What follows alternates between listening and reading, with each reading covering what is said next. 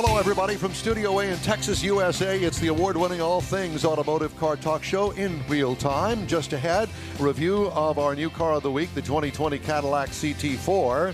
This week in Automotive History, stories making auto news headlines. We got that and more, along with some great guests this segment. The In Real Time Car Show for Saturday, and it is September 19th, 2020. Howdy, along with King Conrad DeLong, I'm Don Armstrong.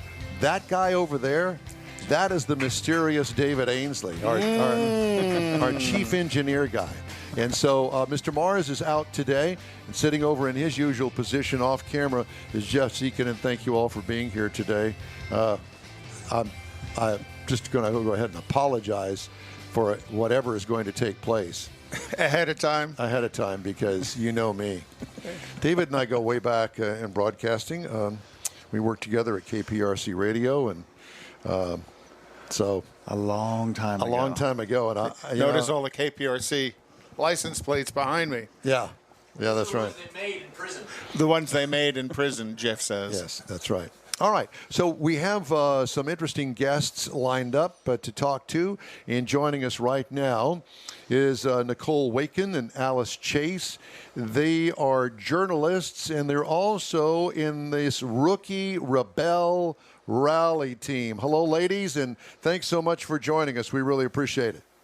Hey, Don. Thanks for having us. Well, yes, it's great to have you here.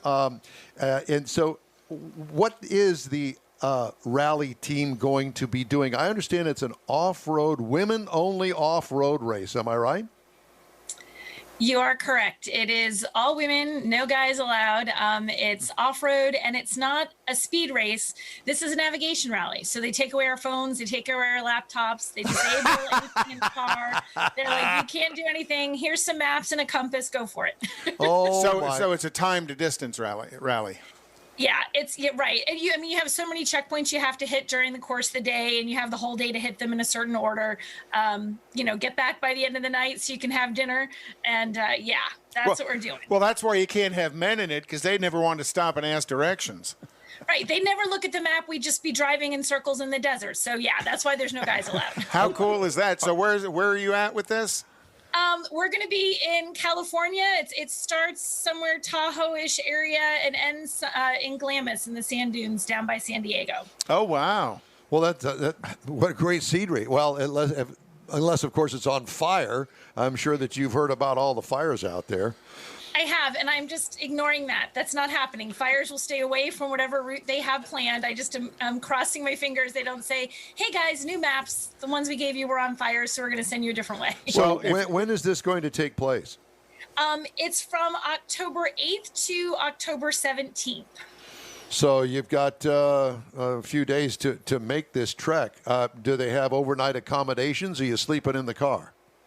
We are not sleeping in the car, although we're probably pretty comfy in the car that we have. But no, we have tents, so everybody camps every night. So you're outside, with whatever you decide to bring for creature comforts from home to fit in your tent. What are you guys driving? We are driving in an Infiniti QX80. So although we're roughing it when we're sleeping, when we're driving, we have this nice, comfy, fancy luxury SUV. There's nothing roughing it about a QX80. Well, that's interesting that you should say that, because I had asked to get an Infiniti, and I was told that I don't qualify to get an Infiniti. They wanted to know what kind of story I was going to actually have to talk about the Infiniti, and I don't play that game, so I don't get an Infiniti. Well, they're going to have the story of running it through the good rally. For them. But I'm not talking about them. I'm talking about me. So you'll have to tell us about your Infiniti experience, since they won't let me drive one anymore. Boom, there's that. Everything you're missing. Okay, well that's good to know. So tell me about your partner. Well, Alice is going to be my navigator, so my main job is driving. I'm going to be driving it and hopefully keeping us on course. And Alice is the one who's going to be navigating. Alice is another journalist. She's actually based in Texas. I'm in New Hampshire. So we're very far away planning this, and we'll come together in California to make it happen. Well, you guys have known each other before all this? We have. It's funny. We were trying to figure out just how long we have known each other. I think it's been at least 5 or 6 years. We met somewhere out there on the automotive circuit at one drive program or another, and have been friends for a long time, and have both gone to the rally as media, and both thought, well, let's try this as actual competitors and see what we can do. So where do you guys? How do you guys know each other? Granted that you're both journalists, but how did you get to know Alice? It was really just from being on the automotive circuit. You know, you travel a lot. You're going to drive programs, except, you know, these days, normally you travel a lot. So you're always at events driving, and you have drive partners at all these events. And more than once, Alice and I had just partnered up driving cars on the road. Nothing, no rally, no, you know, navigation challenges or anything, and had just become friends over the years. And that's really how we met and how the whole idea of being partners in the rally started. Now, do you write for a publication, radio, TV? Tell me. I do. I write for quite a few publications. I'm freelance, so I write for the Boston Globe and Auto Bytel and Carfax. I do stuff for AAA and for Napa, so I'm all over the place. How did you get your automotive background? How did you learn automotive? Well, it was one of those things. I've always enjoyed cars. I've always liked cars. I didn't know really the job of an automotive journalist sort of existed until maybe about 10 years ago. I was doing other writing. I'm a huge nerd. I like Star Wars and Star Trek and comic books and all that stuff. And they invited someone from a website that I was writing for to cover the launch of the Dodge Dart. And no one wanted to go because no one was into cars. And I was like, well, I like cars. I'll go. So that kind of got me into it. And then it's just, you know, what I had known, and then just the process of talking to people and going out there and reading and learning and just, you know, absorbing everything you can to start knowing what you need to know to do the job. So now you've become a car nerd. Yeah, kind of. Yeah, I feel like that's fair. Now, do you get a new car every week? I do. I get a different car to drive pretty much every week. And it could be anything from, you know, fancy schmancy QX80 to a more, you know, base car. But yeah, different car every week. Well, how did you manage to acquire the QX80 for the rally? Well, it was when Alice had approached me about, you know, teaming up with her, and we had a couple different automakers that, I mean, we know a lot of them from the work that we do, and a couple who had heard that she was thinking about running the rally and said, well, before you do, come talk to us. And we talked to Infiniti, and Infiniti said, we'd really like you to do it in the QX80. And we weighed our options, and we thought, okay, yeah, we'll do this in the QX80. Oh, yeah. Well, that's hard work, isn't it? So what special techniques, I guess, what special care do you have to take considering we're still in all of this COVID mess while you're doing the rally? They've made some changes, and like we have to have a test. I think it's within, I'm going to mess up the days, but like within 5 days of when we arrive at the rally, we have to have a COVID test to make sure that we're negative. They've changed the layout of things at the campsite. Like normally there's like a big tent where we all have dinner. They're going to have things a little bit more spread out. They have more hand washing stations. We have to wear masks anytime we're in the camp. They've done a lot to try to make sure that we are as safe as possible. And I feel like they've done a lot, so I'm not super nervous about it, any more nervous than I am just, you know, living my day-to-day life. I feel like the Rebelle Rally has really taken the right precautions to try to make it as safe as possible for all of us. So tell me about the Rebelle Rally. Has this been going on a while? Not too long. This is actually the 5th year, so 5 years in. And it's the only rally like this in the U.S. And I've attended twice as media, so I've seen a little bit of it. I know what I'm in for. But yeah, 5 years on now. Now, is this all going to be off-road, or is it going to be off-road and on-road? It is, I'm going to say, and they don't give you the maps until the day of, but like 99% off-road. I think maybe we'd be crossing a road at some point, but on-road driving is not the goal here. The goal is an off-road navigation rally. In a luxury SUV. In a luxury SUV. And getting somehow from Tahoe to San Diego off-road. That'll be interesting. So it will be interesting because you're gonna probably dodge quite a bit into Nevada. I'm just thinking off the top of my head into Nevada to stay off road as much as you can. Because if you're on the California side of Lake Tahoe, you're up in the mountains all the time, and it'd be real hard to go off road through the mountains. Right. Yeah, I know they have a plan. They have a route. They have, you know, they know where we're going, but we don't see the maps until the rally starts. We don't know what the checkpoints are until the day of each day of the rally. So yeah, we'll know where we're going once we're actually going there. So how much extra support equipment do you need in the vehicle as you're doing that much off-road? Because I would assume you're going to have a couple of extra spare tires just in case, you damage a tire along the way. Absolutely. They require, I think it's two, because there's two classes. There's a 4x4 class and there's a crossover class. And I believe the crossovers have to have two spares. Everybody else has to have at least one. I have two because they said, do you want two? And I said, absolutely, yeah. Give me two. So we have to carry that. You have to carry some basic equipment, spill kits, some extra water, things to keep you safe, that sort of stuff. And then you can carry some spare bits and pieces if you want. And they do have mechanics at the base camp. So if there's something that goes wrong and you have the parts or whatever, and you want to try and have it fixed overnight, they can help you with a lot of that stuff. So if you have a flat, are you going to be allowed to change the flat, or do you have to have one of the support group help you change the flat? No, I have to change the flat. That'll be me and Alice. It'll be the two of us changing the flat. So are you also bringing a kind of a hydraulic jack with you as opposed to the factory jack?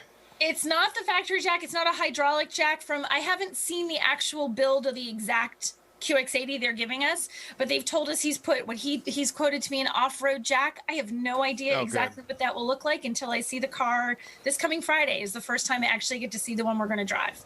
I have a quick question. Yes, David. What is the question? Is it a stock car or is it modified for off-road?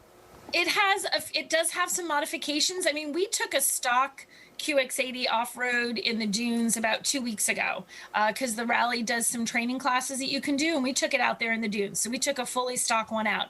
For this one, they changed the tires. We have some off-road tires. They gave us, I think, a 3-inch lift, changed the bumpers out, put a bunch of skid plates on there so I don't destroy the bottom. I feel like those are the big things. I think we might have a winch on the front of it too. Okay. So they did do some modifications, but like we took it on the training, stock one out of the press fleet on the training course. We did that. So you can take a stock one out there. Really? Okay. Well, yeah. I want to continue with this conversation. We're going to take a quick break. Stay with us. We'll be right back. Are you one of those people who thinks it's okay to drive stoned? I mean, what's the worst that can happen? You end up driving below the speed limit? It's no big deal, right? Wrong. The truth is, your reaction times slow way down when you're high. You not only put yourself in danger, but everyone around you. Talk about a buzzkill. Stop kidding yourself. It's not okay to drive high. If you've been using marijuana in any form, do not get behind the wheel. If you feel different, you drive different. Drive high, get a DUI. Paid for by NHTSA. A social distancing tip. While the CDC urges you to avoid close contact, like hugging or shaking hands, there are other non-physical ways to say hello. Wave, wink, use sign language, salute, smile, give the peace sign, throw up an air high five, do jazz hands. Remember, stay a minimum of 6 feet or 2 arms length away from others and stay home if you can. For more info, visit coronavirus.gov. Let's all do our part because we're all #AloneTogether. Brought to you by the Ad Council. Welcome back to the In Wheel Time Car Show. We're talking to Nicole Wakelin, and she is one of the rookie Rebelle Rally team members. And I assume that your partner Alice, who's from Texas, that she's still in bed. I mean, it is Saturday morning at 10:13. And I can't see her because she's in Texas. Do you have her here, or is she not here somehow? I don't think that we have. She's not here somehow. Somehow she's not here. She whatever. is not here. Okay, then I'm going to say, yeah, she's sleeping. It's Texas. You guys are an hour behind. So are you flying into Tahoe, or are you going to fly into Sacramento to pick up the vehicle? Actually, as weird as it sounds, we're flying into Los Angeles because where we're picking up the vehicle is closer to there. We're going to spend some time with the guys who've done the mods on the vehicle, and then we're driving it up to Tahoe. That's a pretty good haul up to Tahoe. It is a pretty good haul. We got a couple days to do it. It's not like we have to rush to do it. We've given ourselves enough time to do it. Now, have you guys taken it upon yourself to get some off-road lessons, or are you experienced in this? I just find it interesting that here you are a journalist and you're going to go off-roading, and I can't imagine you not having any experience whatsoever in doing this. No, I do have experience. Yeah, it is not the first time I have driven a car from the pavement into the dirt. I have off-road experience. I do some off-roading at home, but not the level of what we're doing at the rally. The big thing that's different for me are sand dunes. I live in New Hampshire, we don't have sand dunes in New Hampshire. So that is something that's really new for me. And in fact, we're doing some more training next weekend. We're going to be out doing some dune training that's the off-road part that's really a question mark for me. That's where I'm learning the most, but had some great instruction last weekend, a couple weeks ago. I'll have some great instruction next weekend, and I'll be ready for it. Does your SUV come equipped, or have they fitted on a winch? What if you get stuck? They did put a winch on the front of it. If we get stuck, we have shovels. We have, max tracks that you can stick under the tires to help get some traction to get out. Wow. And I have no doubt, because it's the true, I think, pretty much of everybody. At some point you're digging, you're in sand dunes. There's the chance of getting bogged down at some point is there. And also people on the rally, the teams can help each other. It's not like if you see a team that's stuck that needs help, you're just going to necessarily just you don't laugh. Yeah, you don't laugh at them as you drive by. So where can people follow your story on this as you... Well, yeah, because we can't share anything on social because Alice and I will both be, out of connection. You'll be able to find stuff. Infinity for our team is going to be sharing a lot on their social media channels. And the Rebelle Rally, if you follow them, they'll be doing daily updates about what's going on at the race. And you can even see the teams and sort of track them as they go through the desert each day, little numbers, and follow the team. So that's the best way to see what's happening. Nicole, how many competitors are there going to be? Vehicles? How many vehicles on the rally? There are 40 teams, so that'd be 80 people. Wow, that's huge. Yeah, and y'all are going to leave at the same time? They have it sort of staggered. You have a time when you leave, so it's not just this crush of all of us at once. So they stagger you a little bit. Well, I can't imagine. How much fun is this going to be? It's going to be fun. I can't wait. Well, is somebody going to document this for you? Yeah, well, the teams, nobody can do their own stuff, but the rally has photographers and videographers who will be doing things throughout, who'll be taking pictures of us at our best and at our worst and sharing it all out there. So, yeah, hopefully we'll have a lot of good stuff from those guys. Now, is Infinity going to have somebody there as a representative from the brand documenting all this? I don't think there's going to be an Infinity person the whole time. They're going a little back and forth on exactly how that's going to work. But I know they do have things scheduled to have photographers and videographers at certain points. I think they might be utilizing the rally's internal staff to do that. So who is it that puts together the rookie Rebelle Rally team? How does that work? I mean, you have to get invited to it. So how do you fill out an application? You don't have to get invited to do this. If you want to do it and you go online and you sign up and you do have the car and do all the things they need you to do to be ready, anybody can do this. So in other words, I could dress in drag and try to get on one of the teams. If you think you can sneak in there, Don, I'd suggest really high heels and bright red, and maybe you'll be okay.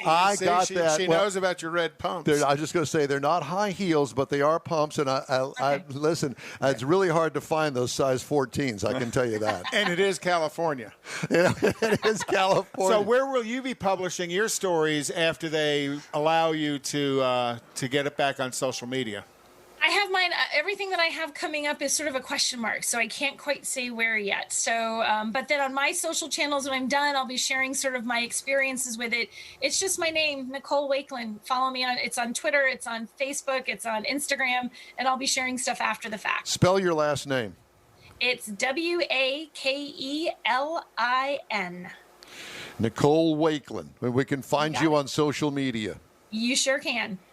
Well, it's been a real pleasure. It sounds like a ton of fun. I have to tell you that I am jealous, but but I really find it fascinating having two daughters, and I'm the flag waver for the girls' team all the time, and I wish you the best of luck. It's been a great interview, and we really enjoyed talking to you. And best of luck to your fellow Texan partner there, Alice Chase.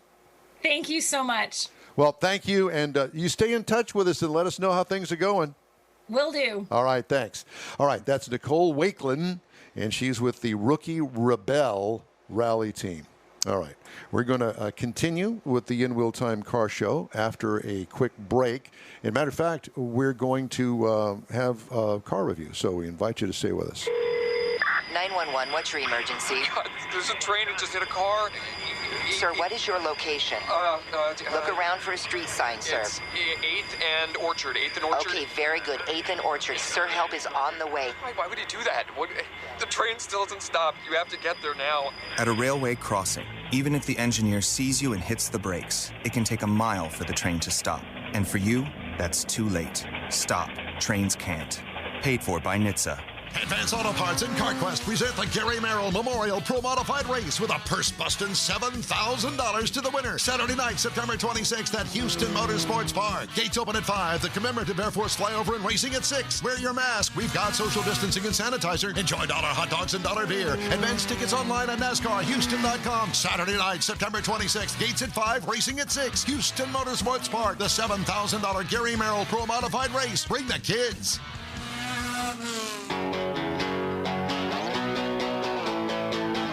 You know, I sure hope that nobody can read lips. Well, those 4 letters are easy to read, Don. Well, so I just found out that we actually did have Alice. Alice was in the waiting room. She was in the waiting room, but we didn't go to her. So we apologize, Alice. Alice Chase. And we kind of threw her under the bus, said she was still sleeping. Clearly not. So our apologies, Alice. Please forgive us. All right, time now for this hour's car review. Had a chance to drive the 2020 Cadillac CT4. It's a new sedan for Cadillac, and it kind of takes the place and runs between what used to be the CTS and the ATS.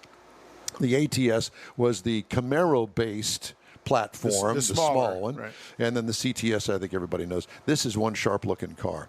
Available trim levels: the luxury, the premium luxury, the sport, and the V Series. This one that we're going to review today is the V Series. The hot rod. It's the hot rod, but it's not the V8 hot rod. It is considered a compact sedan. I wouldn't call it that. Yeah, that's big for a compact. I would call it a midsize. Seats 5 passengers. It's all new for 2020. You'll see a lot of advertising on TV for it right now because it is the hot one from Cadillac, and they're really pushing it.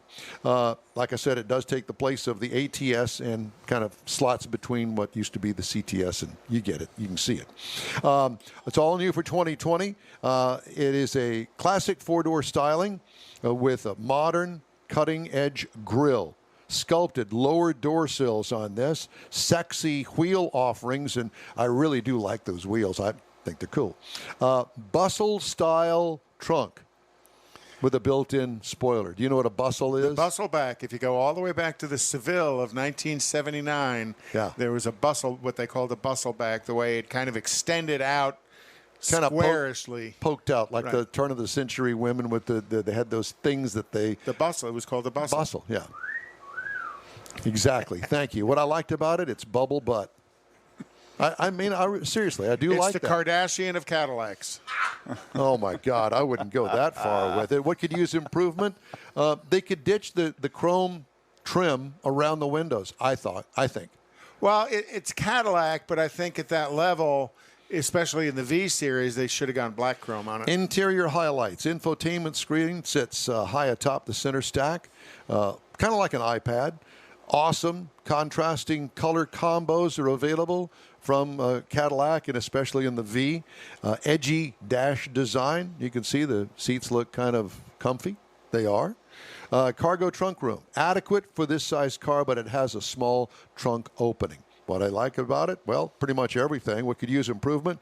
I didn't like the plastic behind the seat adjusters on the side. You know, you open the door and you see the seat adjusters down there. Got a plastic panel behind there. It just makes it look cheap. They could do this something better than that. 2.7 liter inline turbocharged 4-cylinder that turns out 325 horsepower. At a 2.7 liters, that's pretty awesome. 380 pound-feet of torque, 10-speed automatic transmission, 20 miles per gallon in the city, 29 on the highway. I got for a combined of 23. I do a lot of highway driving, 26.9 miles per gallon over 391.6 miles. What I liked about it, the power. What could use improvement? I don't know. It's a very, very good-looking car. Interior could kind of use maybe a little more pizzazz, but I thought it was an excellent-looking car. Ride and handling, sporty. don't expect it to be some cushy floater that goes down the road like an old Oldsmobile. But that's not a V. Thank you very much for the Oldsmobile. But that's not the character of a V. Maybe the lesser versions of it might have a softer ride, but the character of a V should have a much more aggressive ride and handling package. It really has that kind of German feel to it, and I think that's really what they were after. Base trim price on this is a $44,495. Price is tested $52,165. If you don't care about the V and you just want to get into the car because you like it and it's sexy and it's hot, $32,995. That's $32,995 for a Cadillac sedan, and that's before wheeling and dealing. Yeah, exactly. Competitors, Mercedes-Benz A-Class for $32,800. The Audi A3 for $33,320. They're comparing it to really the ATS, but I was going to say the Genesis G70 is $35,450. Well, G70 makes sense, size-wise. You know, the way that things are going these days, all of the manufacturers are trying to find a niche that really hasn't been filled. Because it's hard to do. It is. So when it comes to comparisons, it's kind of hard to compare it directly one-on-one, you know? Because everybody's living in their own little world at this point, trying to find their uniqueness. It's difficult for the manufacturers. Plus, manufacturers are also in this transition period where everybody and their mother is chasing Tesla, and everybody is working on electric. And Cadillac is going to go, they've already announced this, all electric. It's going to be General Motors' all-electric division. So, and that's coming quickly. They're supposedly going to have a brand new all-electric Cadillac next year, I believe. 21? I believe it's 21, and they're going to debut the all-electric. It'll be the first one, and it's going to be a while before they fill the entire roster of Cadillacs, but at any rate, that's on the things to do. You know, I have written down here the national race calendar, and I think we've already done that. Yes, we have. So what else do you have over there? Well, I thought we were going to talk about some of the national shows that are out there. Well, that's what you get for thinking. Well, that's actually, we show that at 11 o'clock. So we can do a little bit of some of the local racing going on if you want. Well, next weekend is Woody's second annual Waterfront Car Show. Oh, that's right. We want to, we're sure planning we on being there, and we'll see. We hope how all that plays out. Yeah, how that plays out, because there's a lot of things going on that. I know that it's scheduled to go, but are we going to be there or not? We're going to try to be there. We promised we're going to be there. We're going to do our best to be there. And that's going to be at Top Water Grill in San Leon, and you go all the way to Dickinson, get on, 518? 518. And you go all the way till you hit the water. And then keep on going, and you'll get out on the jetty, and that is Top Water Grill. It takes a while from 45 to get to San Leon. Oh, it takes a solid half hour from 45 to get to San Leon. Yeah. So if you're on the, and it's going to be a great show. It was a great show last year, and Woody's so well connected in the automotive community here in town. I think there'll be some real cool cars turning out. Last year was the first one. What a great show it was. Oh, that 69 L88, real L88 Corvette, that was an awesome car. And by the way, I found out through the grapevine, I haven't talked to him, but Greg Enders sold that truck. The one that won the show. Uh-huh. Mm-hmm. Did you know that? No, I didn't, but I'm not surprised. Yeah, he sold the truck. He's working on something else now. Must be nice. And then, tomorrow is going to be Sharpstown Golf Course at Prince's Hamburger, Speed Sport and Chrome Plating sponsoring the show. Yeah, it's called Chrome and Coffee. Chrome and Coffee. Going to be a lot of fun.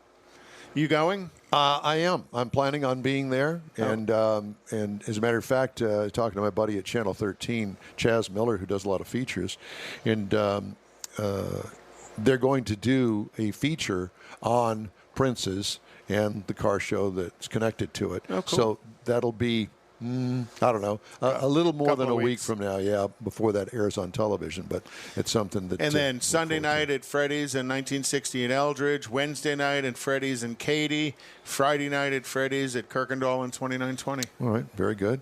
Hey, I'd like to remind you that the In Wheel Time Car Show streams on Facebook, YouTube, and InWheelTime.com. Podcasts are available on Apple Podcasts, Spotify, Stitcher, Radio, iHeart Podcast, TuneIn, Google Podcast, and Podcast Addict. The In Wheel Time Car Show continues after this. It's 4 a.m., Monday, and you're literally sucking baby snot through a tube because she's congested. Man, that's love. And if you love her that much, love her enough to make sure she's buckled in the right car seat. To make sure your child's in the right seat for their age and size, visit nhtsa.gov/the right seat. Show them you love them. Keep them safe. Visit nhtsa.gov/the right seat. Brought to you by the National Highway Traffic Safety Administration and the Ad Council. Is your business or company looking to stand out in a crowded advertising market? Looking to reach the real auto enthusiast? Well, you found it.